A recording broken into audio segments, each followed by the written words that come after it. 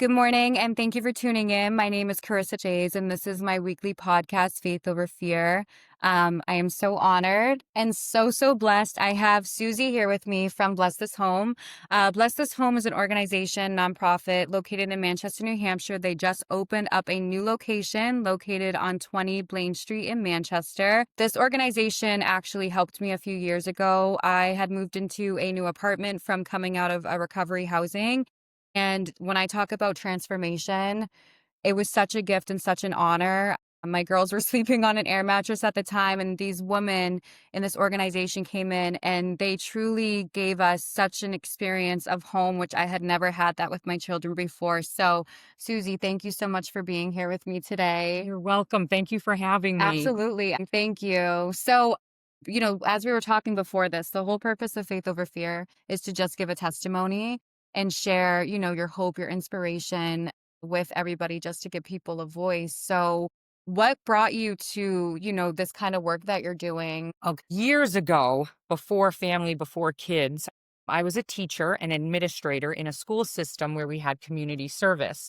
And one of my roles was to help the girls, it was an all girls school, fulfill their community service hours. And a lot of what they did was volunteered at a women's shelter in Boston. And I saw job training and housing placement, and it was beautiful.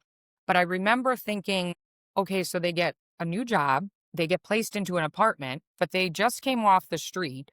How do they walk into an empty apartment and feel good about themselves? Right. And how do they take all the energy they have to try to stay healthy in their mind, body, and soul based on what the people at the shelter helped them to get to, and perform at their new job, and then still have energy to buy furniture or even money to buy furniture? So at that time, I felt the spirit put it on my heart that I was going to do something about that someday. I didn't know what I was going to do or what it was going to look like, but the beauty of having faith in our God is that you can have a plan, but he shows you the next step. Just Hmm. follow the next step. And so fast forward a few years, I now am married with children. We have, you know, kind of this normal average life. And every Christmas, we would sort of adopt a family to buy Christmas presents for. I know a lot of people do that. That's not a big deal. But one year, a social worker at Elliott Hospital, where my husband works, came and said, instead of buying them presents, could you guys buy them mattresses? Because it's a mom with 4 children. She just came out of a shelter and she just got an apartment, but they have nothing. Wow. And so that was sort of God's way of saying, okay, here you go. I'm going to give you a family to practice with. And so, of course, we didn't have this big, beautiful warehouse with stored furniture or anything like that. So I just took to my computer, right? I reached out to all of my email contacts and I said, hey, we have this mom, 4 children. We need anything and everything you have, whether it's a toaster, a bed, a couch. And of course, as God would have it, everything just started flooding in. Wow. And I feel like I'm really good at managing chaos. We talked about this, like I have ADHD and it's Yeah. a gift from God. I realize now I was the person kind of managing that chaos. I was saying, okay, you have a truck. I need you to go here to get the dresser, there to get the bed, and kind of pulling it all together.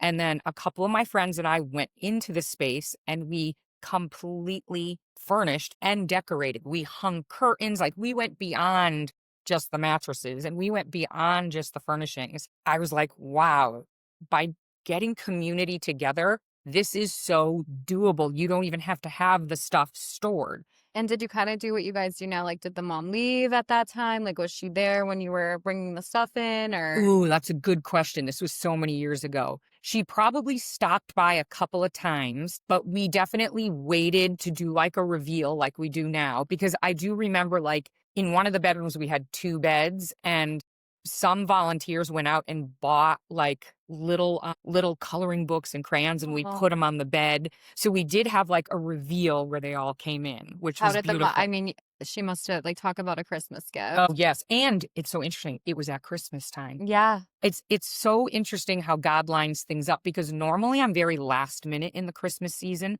but that year, I had no idea why at the time, I was done so early. Like the first week in December, I was done. I had everything decorated. The Christmas gifts were bought, they were wrapped. And I was like, what am I going to do with these next couple of weeks? Well, God knew what I was going to do.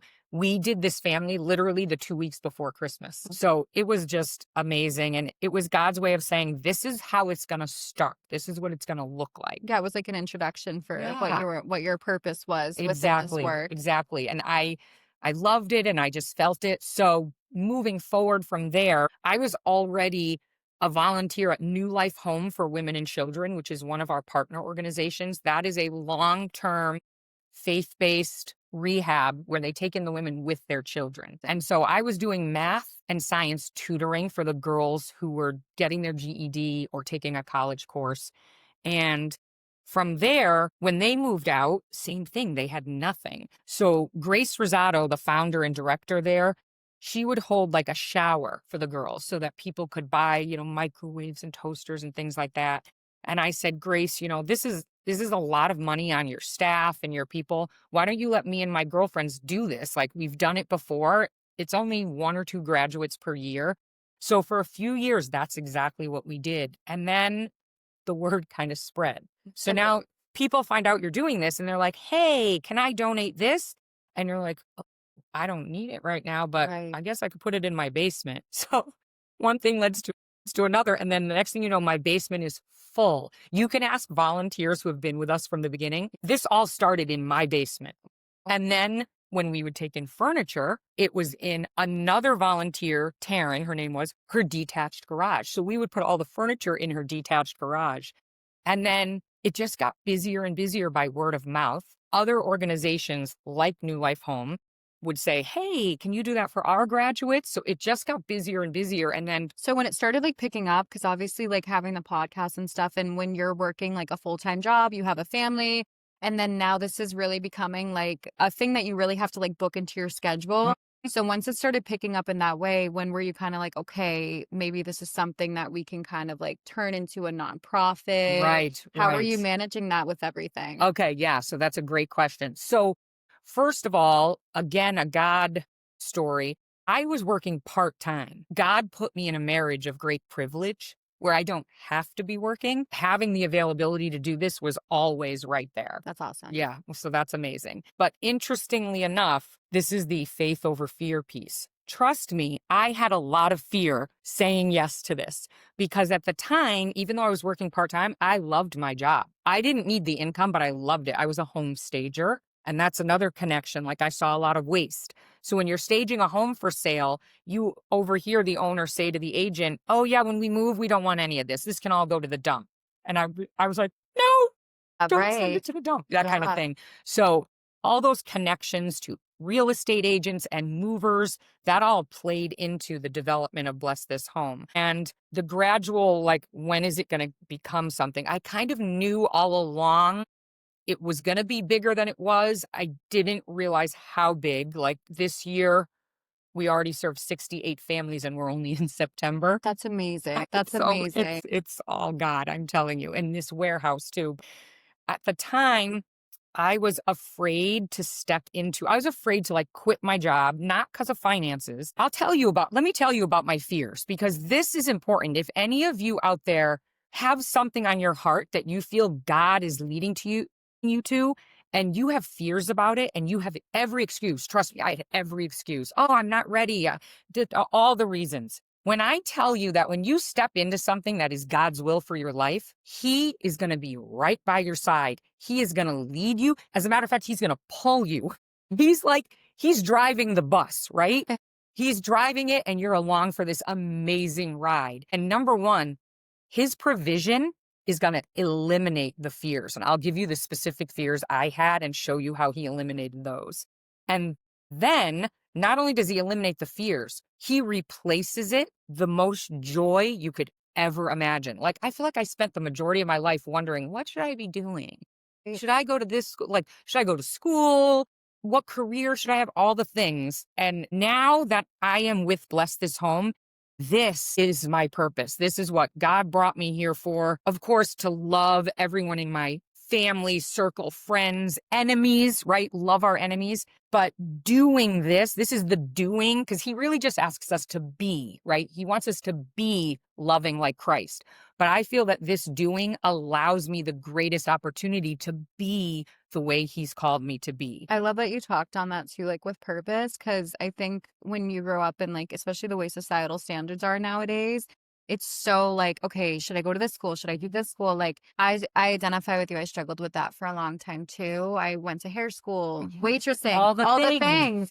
And then I was like, well, what's my purpose? And now with aligns with what yours is, it's real simple. It's helping others. And so I think like a lot of us are like, oh, we need to have this. And everybody has a great purpose. Yes. But it doesn't always have to be the written way of what society says. That's right. If that makes sense. That makes so I total love that sense. you touched on and that. and we talked about having the gift of gab. Yes. So part of finding your purpose is finding your gifts. Yes. Like God gives us all gifts, and my ADHD is a gift. I use it all the time and bless this home. But like the gift of gab is part of your purpose. Yeah. And faith over fear, bringing this information to everyone is so important, because so many of us miss our purpose because we're afraid. Right. So I'll tell you guys a little bit about the excuses I came up with. And I remember this so specifically in my prayer time. And I know now, looking back, God was laughing. He just was laughing. So one of my big fears was, where is the furniture going to come from? Like, when we were doing 1 or 2 families a year, I felt like, reaching out to my friends, their houses are going to be empty soon. Like, the furniture's going to run out.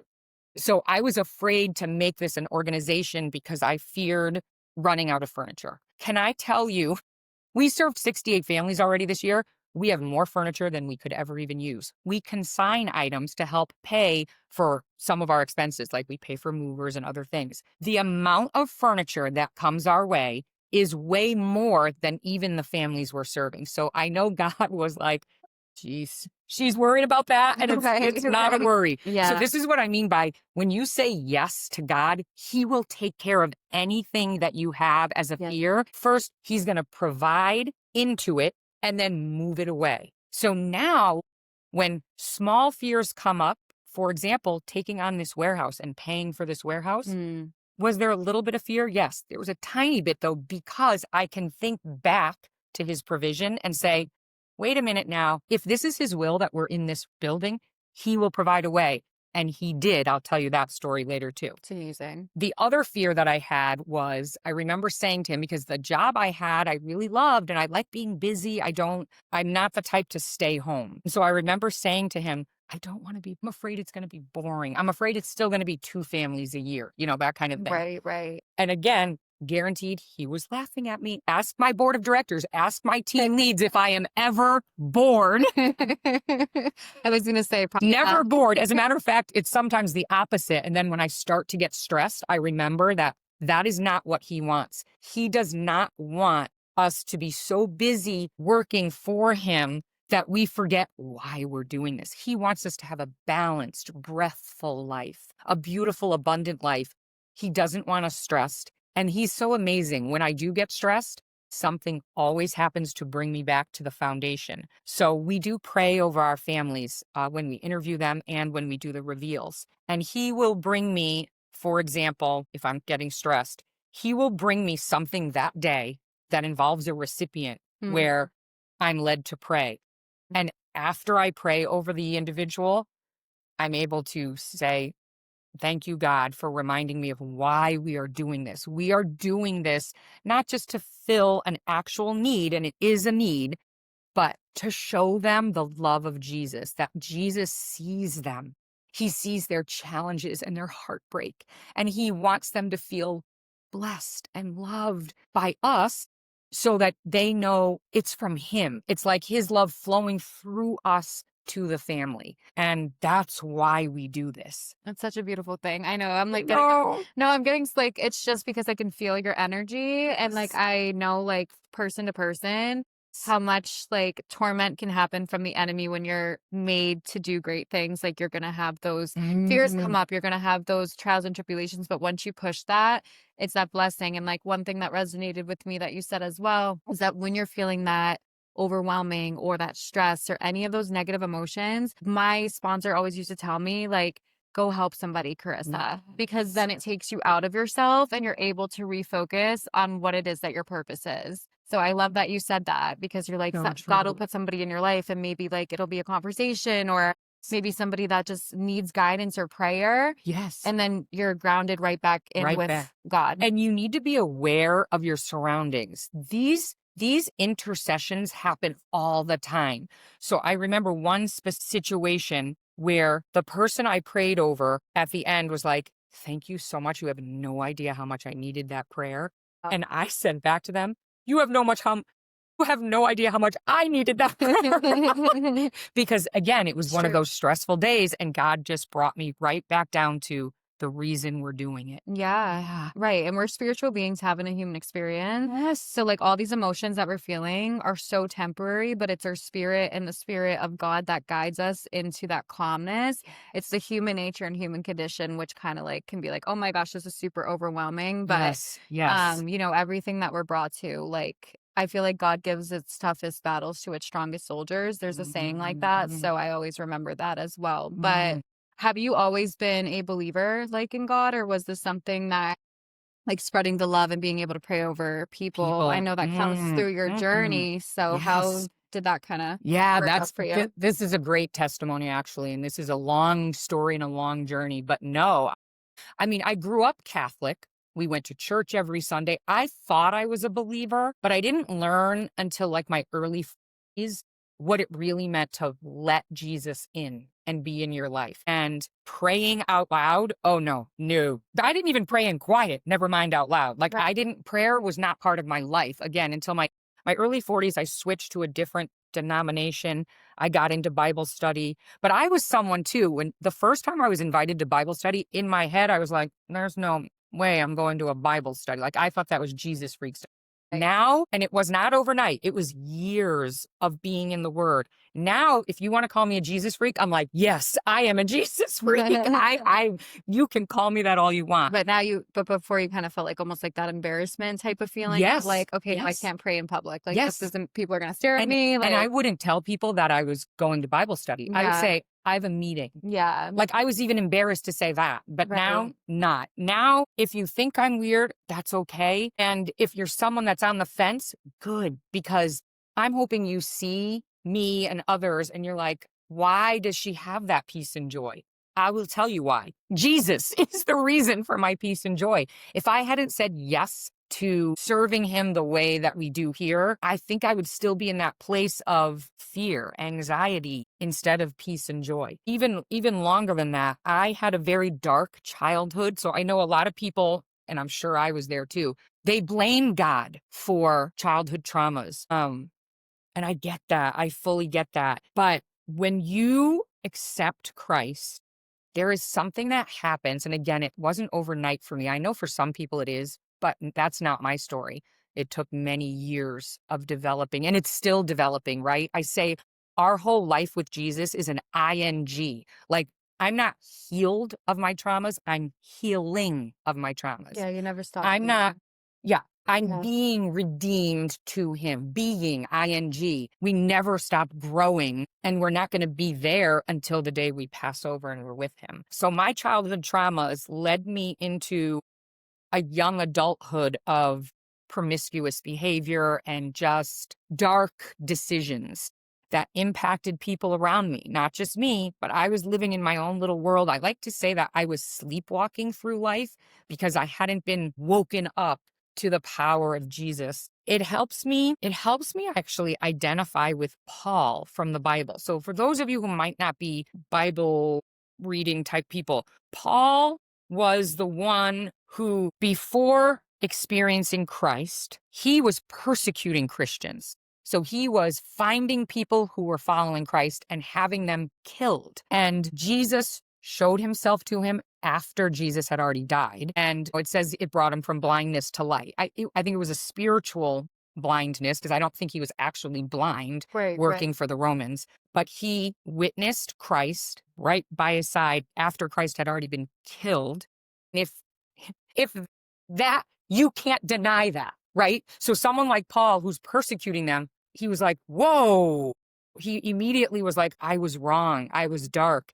And then he became such a Christ follower that he was able to plant churches and lead other churches. And no matter the suffering, he was in prison writing letters to the churches. No matter the suffering, he stayed focused on Christ. And I think I identify with him because I think, okay, I was a dark human. I didn't murder anyone, thank God. But even if you did, that's the whole point, right? Paul murdered people. It doesn't matter what you did. Once you accept Christ's forgiveness, that is your old self, right? We take on a new self. That doesn't mean we don't mess up. I mess up every day. Of course. Every day. And in my prayer time, if I can't think of what I messed up, I will sit there and say, show me. I will wait until God shows me something I did wrong that day. Something I said wrong, something I thought wrong, like, ooh, that thought came in your mind, Anyway, so I identify with Paul. I grew in my faith with Christ. Praying out loud did not come quickly. I think being in Bible study and hearing people pray out loud is what kind of taught me kind of how to lean into it. And there's no right or wrong way. And I always tell my team leads, let the Spirit lead your prayer. Like before you pray over the family, just say, Spirit, let the words be yours, and it'll just flow. But also at Bless This Home, we have a beautiful prayer that we write for every family, and we put it in their gift basket. And if the team lead is someone who's not comfortable praying out loud, they just pull out the framed prayer and they read that over the space and the family. So you honor kind of where people are at, which Yes. is really beautiful that you do that. Yes. Yeah, I love that because it's your own growth and it's your own personal journey. And that's why I say we're all kind of like on the same river of life in different boats. But that's amazing. That's good that you allow that space for people because it Yes. is important. And like you said, like a lot of our traumas do stem from childhood trauma for a lot of people. Yes. And as we get into our adulthood, it's not our fault what we go through as children, but it's our responsibility to allow ourselves to heal from certain things. But like you said, you never stop healing or stop growing. Right. And when you have that ideology of, well, I'm healed, I'm done healing, that's when you shut off that spiritual connection because then your ego and your pride gets in the way. But when you remain open, like that reflection that you talk about every day that you go through with God, like show me, even if it was like maybe like speaking for myself, like a bias thought very quick that just boom went across my mind. And then I'm like, okay, that's not who I am anymore because you are separate from your past. Yes. The promiscuity, yes, and all those things that you went through, like I experienced those things too. Yeah. When I was in So active many addiction, I people was did. sleeping with Yes. anybody just to feel wanted because that abandonment stemmed from my childhood as Absolutely. well. So if I could feel love, Yes. even if it Even was if it was lust, right? lust. And I felt until I realized that that void was really my spirit and what I was doing was feeding my flesh. Yes. So I understand that. Totally. But everything that you went through, which we were talking about, led you to where you are today. Right. Like completely. Completely. Yes. So I'm glad you said that because it reminded me of what we talked about earlier, which is we can blame God for these things, even though they're just part of the evil human nature that we live in this evil world. Now I'm in a place where I actually thank God for placing me in the family of origin that he placed me. Because had it not been for those childhood traumas that I experienced, I may not have the relationship with him that I have today. So my growth in that has gone from blaming to self-forgiveness to now actually thanking him, which sounds crazy to be thankful for that. But I am, and I can't explain it. It's that peace that surpasses all understanding, right? I have a peace about my childhood that I never had before this journey with Jesus. Wow. Because that piece was recent. Like, again, like this started in my early 40s. I'm now 55. I didn't fully get that piece until I did the Light of Life Ministries Bible study on sexual trauma. And that piece that I have now is new because I think I did that Bible study maybe 3 years ago now. Like you talked about God, like already knowing our purpose before we even walk into it. So that's why when you're like running around and you're like, what's my purpose? What's my purpose? What's my purpose? But then I also like identified with like, well, I'm a mom, I'm this, but you're so many more things than just those things. But also having that like acceptance of childhood traumas by you healing in the way that you have and accepting Jesus fully into your heart, like you're breaking those generational curses.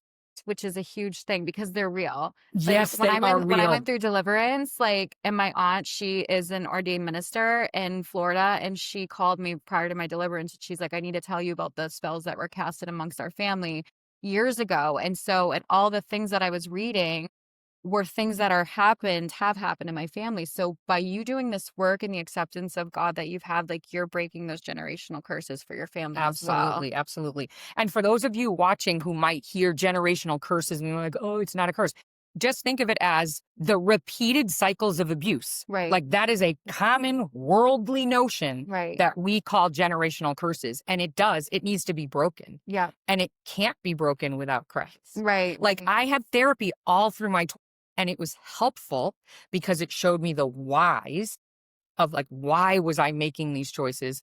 But it didn't change me from the inside until I accepted Christ. The changing didn't start till I accepted Christ. Do you feel that with your acceptance of God in your life, like when you have trials and tribulations today, it makes it easier to get through? Yes, absolutely. I'm so glad you brought that up because I will share that very much so.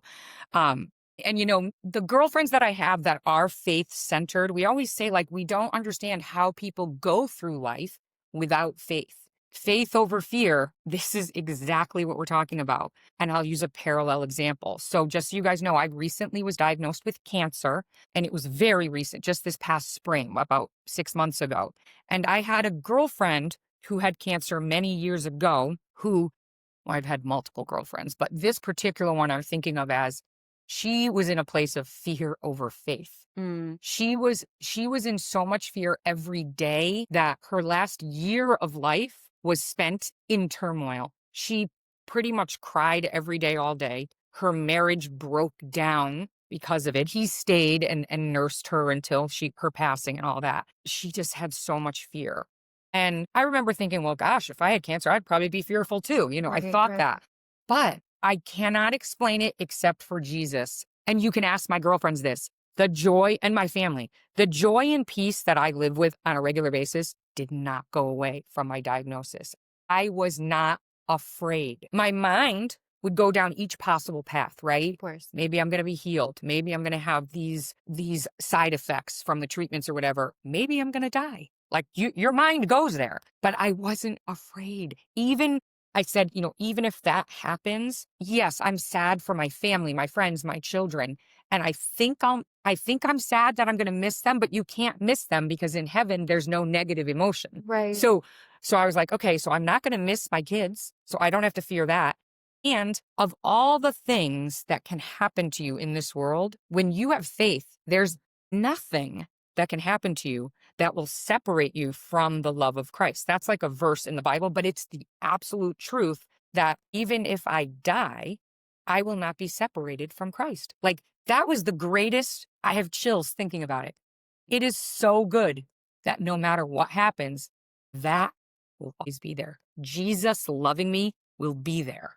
Like it was the most comforting thing. And what a beautiful, beautiful way that God's like using you and working in your life because, and I'm so sorry about your girlfriend. I know, and she did pass. It's very detrimental. And like, I wouldn't wish any type of like disease on anybody. And I saw my dad go through it. I saw my grandmother go through it, but what a beautiful saving grace to still have that, but it's allowing you to be in such a calm state that you're still enjoying. Oh yeah, every day to the fullest. Oh yeah, enjoying every day. And know? I did have another girlfriend who also went through cancer and passed, who was very positive and upbeat. Right. So she was a good example for me. And I remember thinking, I hope if it ever happens to me, I'm like that. Right. And you don't really know until it happens. Right. And to talk about still being joyful. The day before my surgery, my girlfriends all came over to pray over me and I was dancing because I knew I couldn't dance for 8 weeks after the surgery because you can't so we were outside by my pool and I was dancing. It was so silly, but it was good. No, but that's beautiful. so good because your spirit's alive. Yes. So that's what I always tell people. I'm like the external,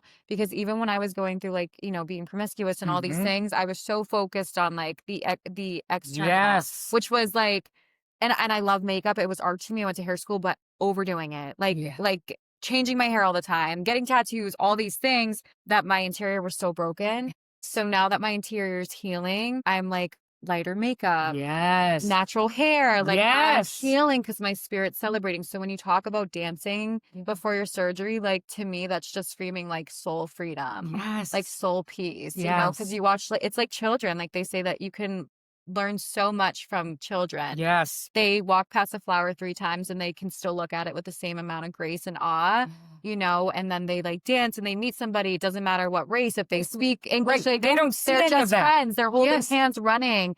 They have this purity. So when you talked about that, like it's almost like our natural inner healed child. Like you're the walk that you're doing, like you're healing that for yourself. Like that's so beautiful. I'm so glad. I'm so glad. You deserve it. And like everything that you went through, like I mean, this is really, you blessed me and my family so much. Like I don't want to get emotional, No. but at that time, like that was really the first time that I had that with my children. So what you're doing here and like God's journey for you, it's so beautiful because I saw that within my own family. So the fact that you have the space, the fact that you're The space. still going through like trials and tribulations, but you're holding it with such grace. Like God has made you so beautiful and he's using you as such an amazing vessel to really bring faith and love into the community because you see all these things that are happening, like with Charlie Kirk. Yes. And the people in Gaza, like the children that are Yes. hungry. And it's just so, I know it's written in the so word, dark but that this has to happen. it's so detrimental and my heart breaks, but then there's still so much good out there, Yes. so even with all the things that are happening in the world, Yes. there's still so much good. So much good. Like what you're doing and other people, it's just beautiful. So even in the darkness, there's still light, and about this space, I know you said that it was kind of, so you guys were probably praying for it. Yes. I mean, when we became a 501c3 and became a legitimate organization. Yeah, how was that like starting up your own nonprofit? Yeah, so Do you that learn was as you go? Was it kind of just so this is God, right? God is He intercedes on your behalf because doing that kind of paperwork would have overwhelmed me. Right. But as God would have it, years before, an acquaintance of mine from my town, Debbie Fetter, had started a nonprofit called Bedford Women's Aid. And at the time, she asked if I would do it with her, but my youngest was still very little. And I said no. But again, it's that God did that on purpose because He knew, however many years later it was, probably 7 years later, I was going to need it. So I reached out to Debbie and I'm like, how do I do this? And she's like, here's all our paperwork. Just use it and change the mission statement and change things so that it makes sense for your organization. What? Like it just was laid in my lap. I love that. And the reason we became legitimate is because, so when we got busy, I was paying for movers because finding volunteers to move furniture was very hard. Yeah. And so I was running out of, I had my own little bank account from my staging business. I was running out of money. And I said to one of my friends who's a nonprofit consultant, I said, Jess, I'm running out of money. And she's like, why are you using your own money? I'm like, well, whose money am I supposed to be using? Right. And she said, you're supposed to be raising money. I said, I can't have me and my girlfriends go out and say, hey, will you give us money because we're doing this? And she's like, no, you need to become a 1C3 so you can legitimately raise money. And so that was the push we needed. And then between her and Debbie Fetter already having all the paperwork done, it was effortless. And I always say that the things we've done over the years that have been effortless, that we've gone into with fear, again, when it's God's will, it's effortless. So we did a box truck campaign a couple years into it, we needed a box truck. And when I tell you, the money flooded in. We had a plan to raise a certain amount in 3 months' time. Within 5 weeks, we had surpassed that amount by 50%. Wow. Because when it's God's will, it's just going to happen. And the same thing these with are this community, beautiful... these are investors or like mixed, just anybody who wants to donate Right. money. It's anybody. That's so it's amazing. individual, it's businesses. And this warehouse, we prayed for a long time for a warehouse. When we imagined a warehouse, we just thought, a big open space, we'll throw a desk in the corner. Right. Oh, no. God had way better plans than Right. that. Gorgeous. What we're sitting in right now is a conference room. What? We have a conference room? He gave us an office for our donations director, an office for me, a space for the team leads, the conference room. This is where we do our volunteer trainings. We have a bathroom. We have a beautiful vestibule. We have a sign company that did our wrap for our box truck for free. He did all the signage for free. I love that. We have so more space than we could ever imagine. We even have a spot for the box truck to park inside the warehouse. We never imagined that. There's a Bible verse, Ephesians 3:20, that says he can do immeasurably more than you could ask or imagine. So And it's beautiful. so true. And it's such a great location. It's It's gorgeous. such a And deal. everything We is like love it. so organized, so beautiful. That's a testament to my team leads. They make it all organized out there. They're but so still, good. like, so looking back when you first started this and all your stuff was like in your basement to where you are now, I mean, you must just be in awe. I'm in awe. Yeah. I'm in awe. Never forget that God was behind all of this. When I'm here by myself, which we're supposed to have a buddy system, but sometimes if I just have paperwork to do, I'll lock all the doors. Like I was here by myself before you arrived today. Right. And I just walk around. I'm like, "Todd, this is so amazing. It's such a blessing." And then, sometimes you go into that. Well, I used to do this more. How have you blessed me like this when I was so dark? But that is the point. That is the message of the gospel. Jesus took the punishment that we deserved by dying on the cross. Then he resurrected to new life, showing us, proving to us that we can walk in new life. Like that is the gospel. And when we go into the darkness, we're born of light because we're children, but then the world and our, and other broken souls, right? So Yes. people that haven't healed and people that still have that darkness. So like even with my parents, right? There were childhood trauma that I had gone through. And now that I'm older and I went on trials and tribulations, I understand that certain things my parents did, like my dad being an alcoholic, like he was a sick person who was just trying to heal, so he got sober, he found God, all these amazing things. But when I went through my active addiction, I learned to have compassion and I was able to forgive that situation, right? So that darkness that we have, it's a testimony for our future belief. That's what you were talking Absolutely. about. The darkness we experience is how we feel so blessed to be healing from that. Correct. And to forgive that. Right. Yes. Well, it's like without sadness, you wouldn't know joy. Right. That's so right. Without That's darkness, right. you wouldn't know the light. So like you can tell, I say the eyes are the mirrors to the soul. The way we speak, what we listen to, what we watch, all of those things, you can tell when somebody has that light. It's like watching people get saved, whether it's from any type of addiction or just a place of spiritual bankruptcy. And then all of a sudden you're talking to them and they just have this light in their eyes.